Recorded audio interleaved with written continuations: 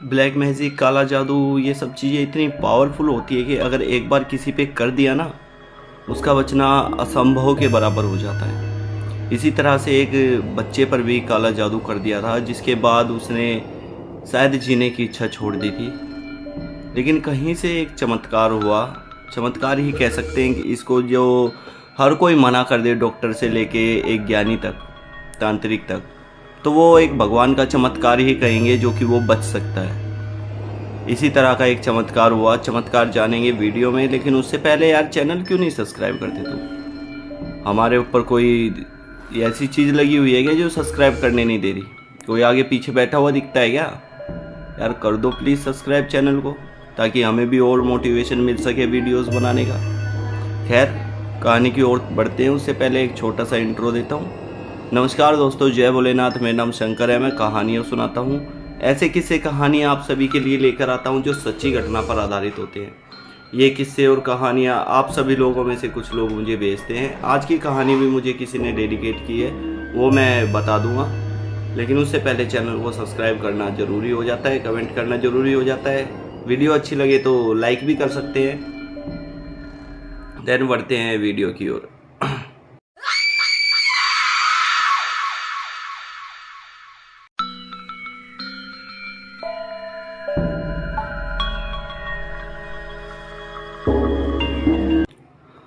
अमन काफ़ी भोला वाला लड़का था, जिससे हर किसी से अच्छी दोस्ती, यारी, भाईचारा रखने वाला ठीक ठाक लड़का था। अपने फैमिली को देख के चलता था। इतने अमीर भी नहीं थे जो कि अच्छी फैमिली हो सके, शुरू से ही अच्छा हो।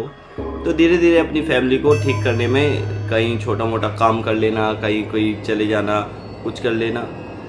धीरे धीरे लड़का बदमाशी की तरफ चला जाता है। धीरे धीरे फ्रेंड सर्कल ऐसा हो जाता है जो कि थोड़ा ठीक नहीं होता। थोड़ा सा जवान खून के लिए ये कहते हैं कि ऐसा फ्रेंड सर्कल होना जेल की तरफ ले जाता है। इस तरह का फ्रेंड सर्कल हो गया था। लड़का यूं ही चलते रहा। दो चार पुलिस केस भी हुए उस पर, फिर भी कोई बात नहीं, दोस्ती यारी में हो रहे हैं। लड़का यूं ही काम करते रहा, चलते रहा। एक लड़की थी जिससे वो रिलेशन में था, प्यार करता था।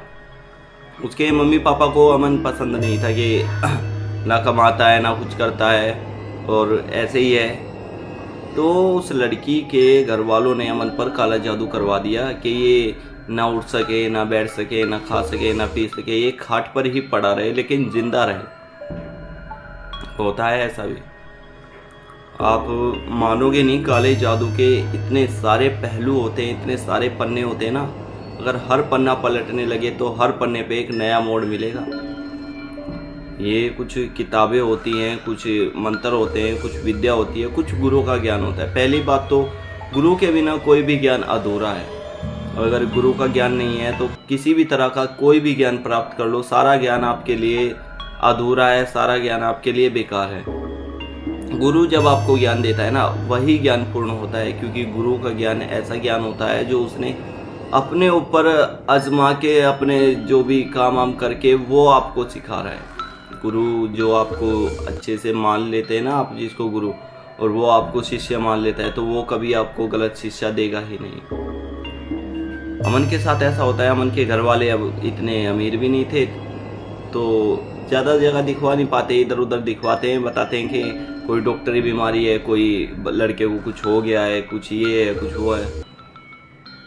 अमन की मम्मी को ये पता था कि लड़के को कोई बीमारी नहीं है, क्योंकि जिस तरह से अमन खाट पर एकदम गिरा था ना, जिस तरह से खाट पकड़ी थी, वो कोई बीमारी में आदमी ऐसी तरह से नहीं पकड़ेगा। कोई बूढ़ा ही होगा जिसे कोई रेयर बीमारी होगी तो वो ऐसे खाट पकड़ सकता है।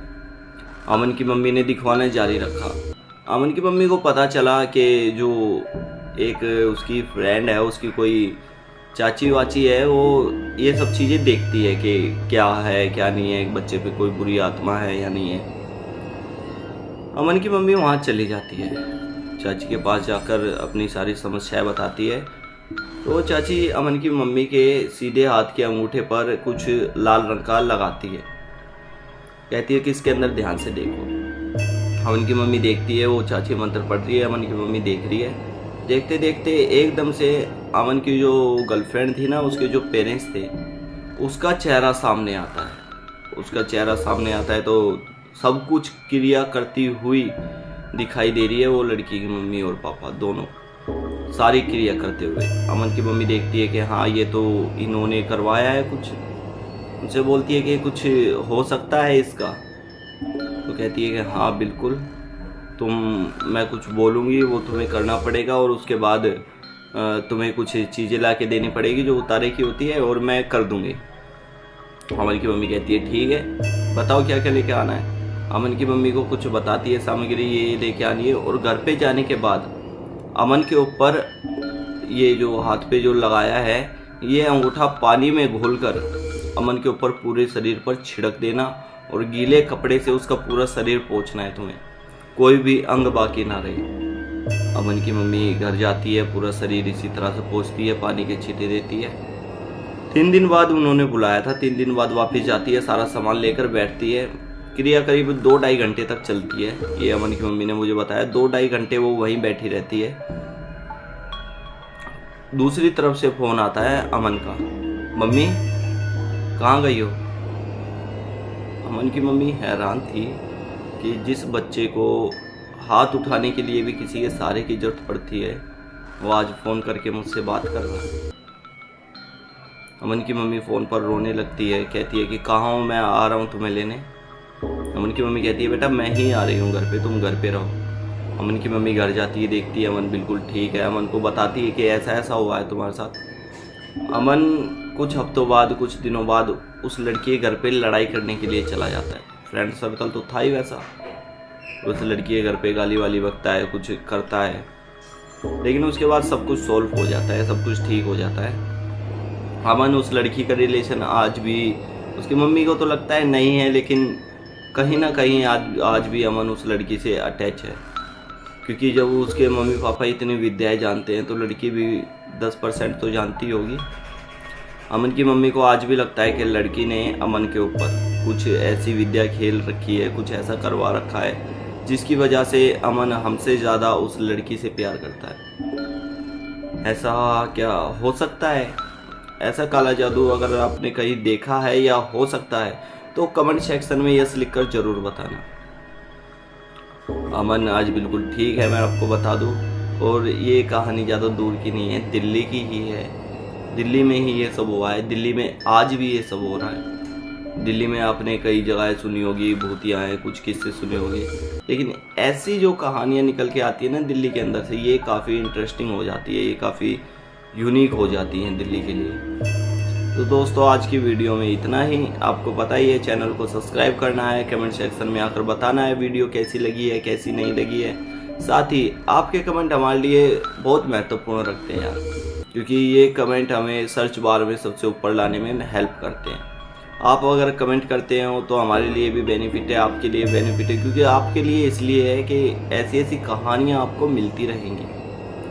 दोस्तों हमारा जल्दी टारगेट अचीव हो जाएगा, उसके बाद मैं हॉरर जगहों पर जाऊंगा और वीडियो बनाऊंगा कि हाँ है नहीं है यहाँ पर भूत, जो लोगों ने चूतियापा फैला रखा है यूट्यूब पे, उसका एक निष्कर्ष तोड़ बनाना है। खैर आज की वीडियो में इतना ही। नमस्कार, जय भोलेनाथ। मेरा नाम शंकर है, मैं कहानियाँ सुनाता हूँ।